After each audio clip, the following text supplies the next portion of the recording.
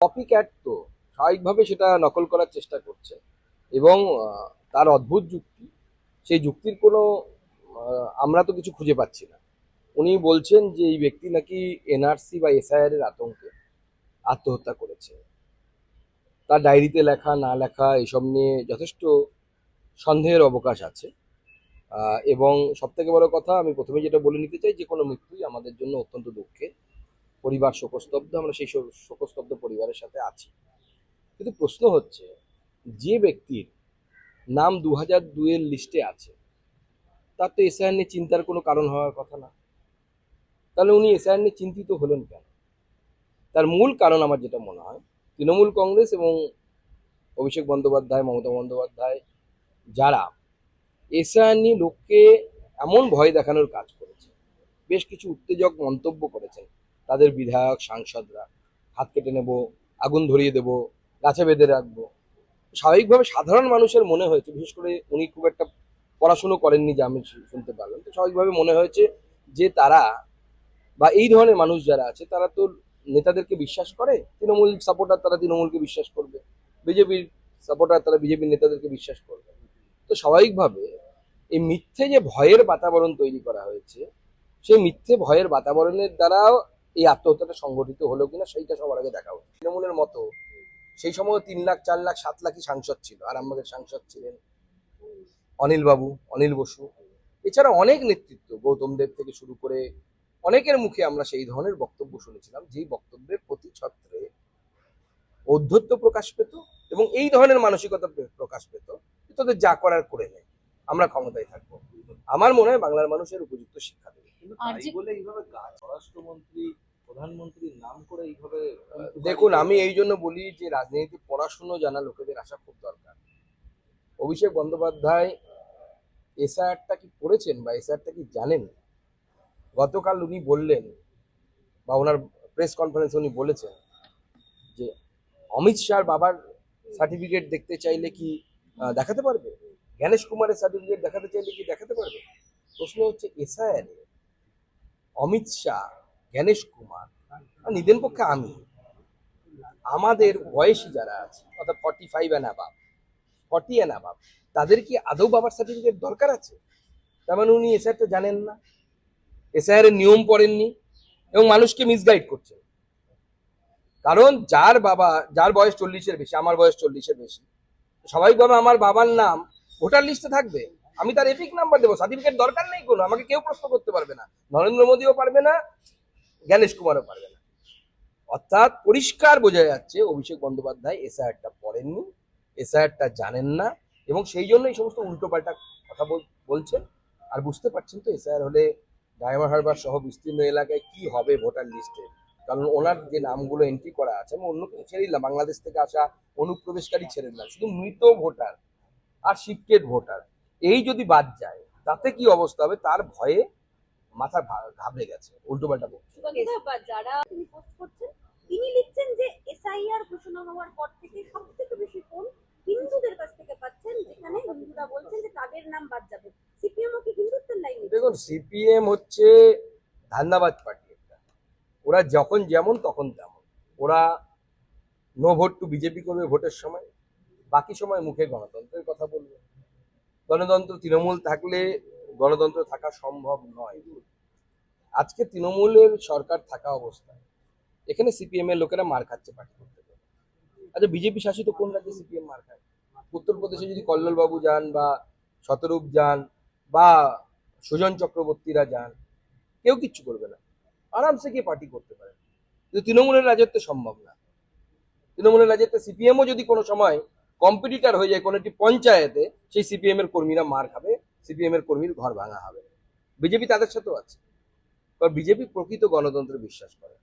আমাদের রাজ্যগুলোতে যান, সেখানে কোনো রাজনৈতিক দলকে তাদের কর্মকাণ্ড করতে বাধা দেয় না। কিন্তু সিপিএম বস্তুটাই এমন, কারণ সিপিএম হিপোক্রেসির উপরে এই রাজ্যে ছিল। কেন হিপোক্রেসি? পুরোটাই হিপোক্রেসি। কারণ দেখুন, সিপিএম মূলত এখানে ক্ষমতায় ছিল হচ্ছে উদ্বাস্তু মানুষের ভোটে। উদ্বাস্তুরা উদ্বাস্তু হলো কেন? কারণ সিপিএম অর্থাৎ কমিউনিস্ট পার্টি অফ ইন্ডিয়া, তাদের দাবি ছিল যে পার্টিশন আগে হবে, পাকিস্তানের দাবি আগে মানতে হবে, তবেই ভারত স্বাধীন হবে। সবাই সেই দাবিতে বিশ্বাস করতেন তারা। তো যারা পাকিস্তান ভাগের হয়ে ওকালত করলেন, যাদের জন্য উদ্বাস্তু হলো, তাদের ভোটেই সিপিএম রাজত্ব করেছে। ওখান থেকে মার খেয়ে এসে এখানে এসে সেকুলারিজমের গল্প শোনাচ্ছে। সুজন চক্রবর্তী জীবনে বাংলাদেশে গিয়ে বলবেন না আমি সেকুলারিজম করবো, ওখানে গেলে প্যাদানি দেবে, কেউ যাবে না ভয়ে ওখানে। কিন্তু এরকম কি মনে হয় একটা ফ্যাক্টর সিপিআইএম কে হিন্দুত্বের লাইন কোনো না কোনো ভাবে ঘুরিয়ে নিতে হচ্ছে, দেখুন বা নতুন প্রজন্মকে দিয়ে সেগুলো প্রমোট করানো হচ্ছে? বিজেপি বা আমাদের যে আদর্শবাদ, সেই আদর্শবাদ বিগত 100 বছর ধরে কাজ করছে ভারতবর্ষে। আমরা সেই আদর্শবাদ আর বিজেপির দিক থেকে যদি দেখি 45-46 ইয়ার ধরে আমরা কাজ করছি। আমরা সেই আদর্শবাদের সফলতা বলতে পারেন এটা, যে আজকে সিপিএম কেও হিন্দু এই ওয়ার্ডটা ইউজ করতে হচ্ছে।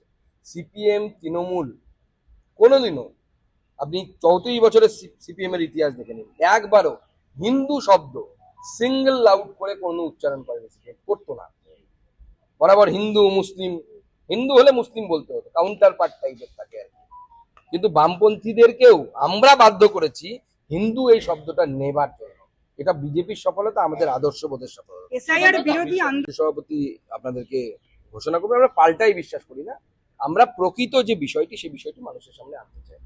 এসআইআর নিয়ে কারো ভয়ের কোনো কারণ নেই। হিন্দু মাত্র 0.1% ভয়ের কোনো কারণ নেই। হ্যাঁ, যারা ভারতের নাগরিক নন, বিশেষ করে আমরা বারবার স্পষ্ট করেছি, যারা হিন্দু উদ্বাস্তু এসেছেন তারা তো সিএ দিয়ে আজ না হয় কাল নাগরিকত্ব পাবেন, তাদের নামও ভোটার লিস্টে থাকবে। এমনকি সিএ যাদের নেই, অর্থাৎ 14-র পর এবং 24-এর মধ্যে যারা এসেছেন, তাদেরও নিশ্চিন্তে থাকুন, এখানে থাকুন, খাওয়া দাওয়া করুন, কারণ ফরেনার্স অ্যাক্টে নরেন্দ্র মোদী আপনাদের সেই ব্যবস্থা করে দিয়েছে, মাননীয় গৃহমন্ত্রী অমিত শাহজি সেই ব্যবস্থা করে দিয়েছে। আগামী দিনে আপনারাও কোনো না কোনো ভাবে ন্যাচারালাইজেশন বা সিএ এর যদি কোনো পরিবর্তন হয়, তার মাধ্যমে আপনারাও নাগরিকত্ব পাবেন। অতএব তাদের নিয়ে, উদ্বাস্তু পরিবারদেরকে নিয়ে বিন্দু মাত্র চিন্তা করার দরকার না। সিপিএম কে তো ভাবারই দরকার নেই, তো তারাই তো উদ্বাস্তু বানিয়েছে। যারা উদ্বাস্তু বানাচ্ছে তারাই উদ্বাস্তুদের চিন্তা করছে, অদ্ভুত ব্যাপার। এই মানে যাকে চুরি করি আবার কোতোয়ালকে বকাবকি করি, সেই হচ্ছে অবস্থা সিপিএম এর। সুকান্ত দা, আরজি করে দুপুর 12টার মধ্যে যদি পরপর করে না, এখন বদল হবে, কারণ ওই এতদিন যারা পয়সা দিয়েছে এখন ভোটে আসছে, আবার নতুন ফান্ড দরকার কিনা, আবার নতুন করে অ্যাপয়েন্টমেন্ট হবে, তারা একটা পয়সা দেবে, সেটা দিয়ে ভোট লড়তে হবে। কারণ এই কয়লা বালি অনেক ক্ষেত্রে ইডিসিবিআই হওয়াতে এই পয়সাটা তো বন্ধ হয়েছে। অভিষেক বন্দ্যোপাধ্যায়ের ওখানে ক্যাপাসিটি আর যাচ্ছে না। আজকের বৈঠক কি শুধু সাংগঠনিক? একদম সাংগঠনিক। ধন্যবাদ। বিএলওদের ক্ষেত্রে আমি এটা বলবো যে বিএলওরা কিন্তু একটু ভয়ের পরিবেশে আছে। তার মূল কারণ হচ্ছে মমতা বন্দ্যোপাধ্যায় পশ্চিমবঙ্গের মুখ্যমন্ত্রী, তার কথাটা তো পুলিশ চলে। তিনি প্রকাশ্য মঞ্চ থেকে বলছেন একজনেরও নাম বাদ দিলে আমি ছাড়বো না, একজনের নাম বাদ দেবেন না। কিন্তু একজন বিএলও যে সরকারি নিয়ম মেনে কাজ করবেন, তিনি যদি গিয়ে দেখেন যে একজন ব্যক্তি পাকিস্তান, যেরকম আমাদের ব্যারাকপুরে ধরা পড়ল, বা গিয়ে যদি দেখেন একজন কোনো মুসলিম অনুপ্রবেশকারী এখানে ঢুকেছে ডায়মন্ড হারবারে, তার নামটা সে কিভাবে রাখবে? স্বাভাবিকভাবে তাকে বাদ দিতে হবে। এবার বাদ দিলে পরে মমতা বন্দ্যোপাধ্যায়ের কথায় তার দলবল তার বাড়িতে হামলা করবে, পুলিশ মামলা দেবে, যদি এরকম হয় সেক্ষেত্রে তার সুরক্ষার দায়িত্ব কে নেবে? আমার মনে হয় নির্বাচন কমিশনকে, স্পেশালি সেন্ট্রাল ইলেকশন কমিশনকে সেন্সিটিভলি এই বিষয়টি কনসিডার করা উচিত এবং বিএলওদের প্রতিনিধি দলের সাথে প্রয়োজনে বসা উচিত। সুকান্ত দা, আরজি করার সময় আমরা দেখেছিলাম অভয়ের দেহ পোড়ানো হয়েছিল তাড়াতাড়ি এবং পুলিশ বিধায়কের সামনে। এখানে একজন সাধারণ মানুষ প্রদীপ কর, তারও দেহ বিধায়ক নির্মল মাঝি বা পার্থভূমিকের সামনে পোড়ানো হলো পুলিশের তৎপরতা দিয়ে। কি বলবেন, কি আড়াল করতে চাইছেন? না, সমস্ত কিছু আড়াল করার চেষ্টা। তার কারণ হচ্ছে ওই যে পরিবারকে ধমকে চমকে দেওয়া হয়েছে। পরিবার গতকাল যে সমস্ত কথা বলেছে, আজকে মিডিয়ার সামনে মুখ খুলছে না ভয়। অভিষেক বন্দ্যোপাধ্যায় গেছিলেন, গিয়ে ধমকি চমকি দিয়ে এসেছেন সেখানে। এই যা তৃণমূল সাংসদদের এখন যা অবস্থা, এই বিধায়কদের এখন যা অবস্থা হয়েছে, তো এরপরে তো এদের শ্মশানে ডোমের চাকরি দিতে হবে। ওটাই করুক, ওটাই ভালো মানাবে ওদের। ওর থেকে বেশি কিছু ওদের দেওয়া উচিত।